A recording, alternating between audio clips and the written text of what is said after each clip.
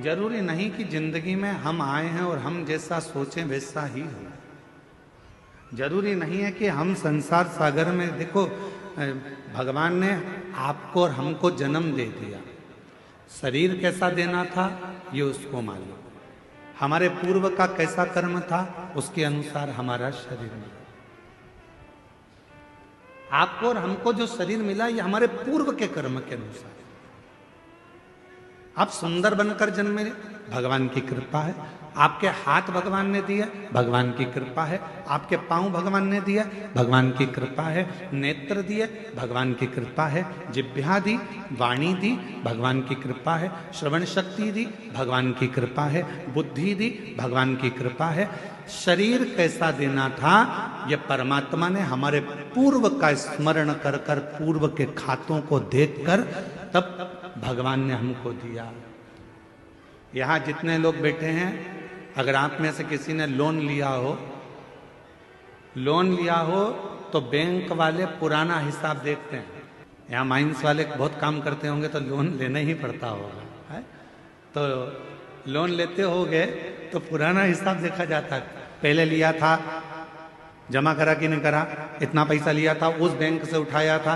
भले तुम दूसरी बैंक से लो लोन, पर वो पूरी बैंक को टटोली जाती है कि इसने पैसा जमा करा कि नहीं करा, इसने जमा किया कि नहीं किया। बस जैसे बैंक का लोन देने वाला पुराना हिसाब देखता है, उसी तरह हमको जन्म देने वाला भी हमारा पुराना हिसाब देखता है। पुराना हिसाब क्या करा संसार सागर में जाकर, किसी भूखे को भोजन कराया, प्यासे को पानी पिलाया, भगवान का मंत्र जाप किया, नाम जाप किया, किसी को सहायता प्रदान करी, किसी को शिक्षा प्रदान करी, किसी को चिकित्सा प्रदान करी। वो पुराना हिसाब देखता है और पुराना हिसाब देखने के बाद हमारा शरीर देता है। हमारे शरीर में कोई भी थोड़ी सी भी कमी रखता है, समझ लेना हमारा पूर्व का दिया हुआ है। महाराज कुछ हमने श्रेष्ठ ना करा हो, श्रेष्ठ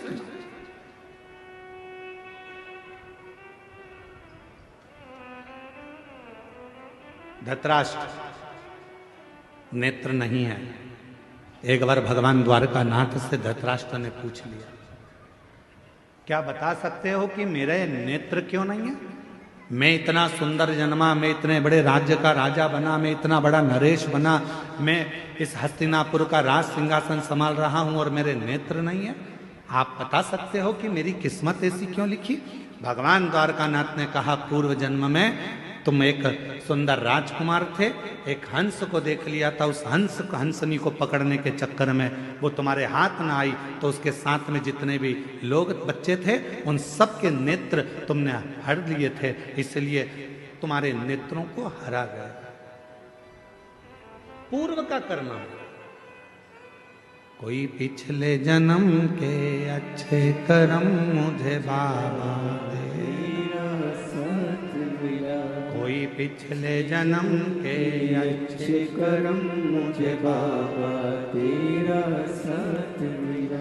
जहाँ सारी दुनिया झुकती है, जहाँ सारी दुनिया झुकती है, मुझे वो आली दरबार मिला, दरबार मिला।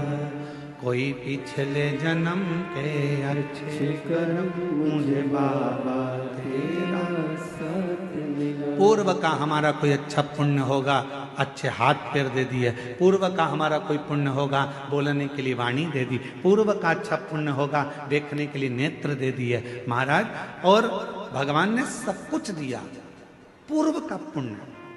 और फिर याद रखो, हमारे और आपके पिछले जन्म का कोई अच्छा कर्म होगा जो शिव महापुराण की कथा कच्चे गांव में दे दी। ये पुण्य है।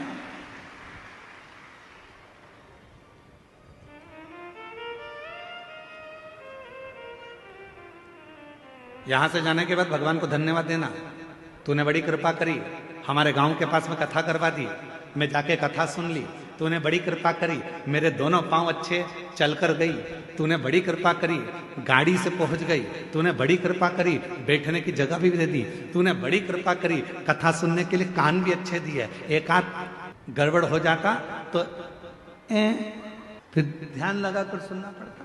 तूने बड़ी कृपा करी, मेरे 2 नेत्र दिए, अगर एक भी गड़बड़ कर देता तो देखने में आनंद, दर्शन में आनंद नहीं आता। तूने बड़ी कृपा करी कि मेरी मुख में वाणी दी, महाराज जब भजन गा रहे थे उनके साथ मैं भी गा रही थी। ये तेरी कृपा है, ये तेरी उदारता है, ये तेरी करुणा। और प्रभु भगवान से कहते रहना, भोलेनाथ ऐसी कृपा करना मेरे बूढ़ा महादेव, ऐसी कृपा करना बूढ़ा देव, ऐसी कृपा करना मेरे महादेव, ऐसी करुणा करना मेरे बाबा कि मेरे शरीर को ऐसे ही चलाते फिराते रहना, इसको पलंग पर मत पटक देना, इसको कहीं हॉस्पिटल में मत पटक देना, चलाते फिराते। पूर्व का कर्म है हमारा। होते कई लोग ऐसे भी होते हैं जिनको खूब समझाओ, पास में कथा हो रही है चले जाओ, भगवान का नाम ले लो, एक लोटा जल चढ़ा दो, भगवान की भक्ति कर लो, पर वो करने को तैयार नहीं होता। उनके रहते हैं, नीम के पेड़ के नीचे कितनी भी गुलाब जामुन की चाशनी डालो, नीम मीठी हो जाएगी? बोलो तो नहीं। नीम के पेड़ के नीचे कितनी भी तुम एक काम करो, जलेबी का घोल डाल दो, मीठी होगी?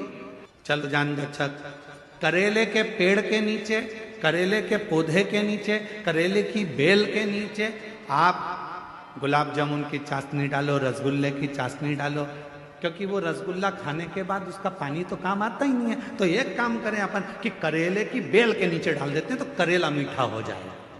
हो जाएगा? करेला करेला ही रहेगा, नीम नीम ही रहेगी। उसको चाहे तुम की कितनी भी गुलाब जामुन की चाशनी डाल लो, चाहे तुम गुड़ डाल लो, शक्कर डाल लो, तुम्हारी मर्जी पड़ जाए जो डाल लो, पर वो नीम नीम रहेगी, कड़वी की कड़वी रहेगी, करेला कड़वा की कड़वा ही रहेगा। उसी तरह अपने गांव में, अपने नगर में, अपने शहर में, अपने मोहल्ले में, अपनी कॉलोनी में, अपने घर में, अपने परिवार में कोई ना कोई एकाध व्यक्ति नीम और करेले जैसा होता ही है। उसको कितना ही समझा लो, कितना ही समझाओ, कितना ही कह लो उसको, वो सुनता ही नहीं, समझता ही नहीं। अब कोई कहे कि गुरुजी वो तो हाँ हमारा रिश्तेदार है, हम तो उसको इतना कहते हैं, फिर भी वो भगवान की बुराई करता है, फिर भी शंकर जी की बुराई करता है, फिर भी एक लोटा जल की बुराई करता है। गुरुजी हमारे यहाँ वो आए थे, इतने बड़े संत महात्मा, वो भी शिव जी की बुराई कर दिया, वो भी इनने भी ऐसा कर। तो कोई कितना ही समझाए, पर वो नीम नीम रहती है, वो करेला करेला ही रहता, उसको नहीं समझ में। महाराज उसने शरीर दिया कितना अच्छा, उसको साधु का। उसने जन्म दिया अच्छे घर में, अच्छे परिवार में, अच्छे कुल में, ये उसकी कृपा। और उसने मौका दिया भक्ति को करने का, भजन को करने का, ये उसकी कृपा है, ये उसकी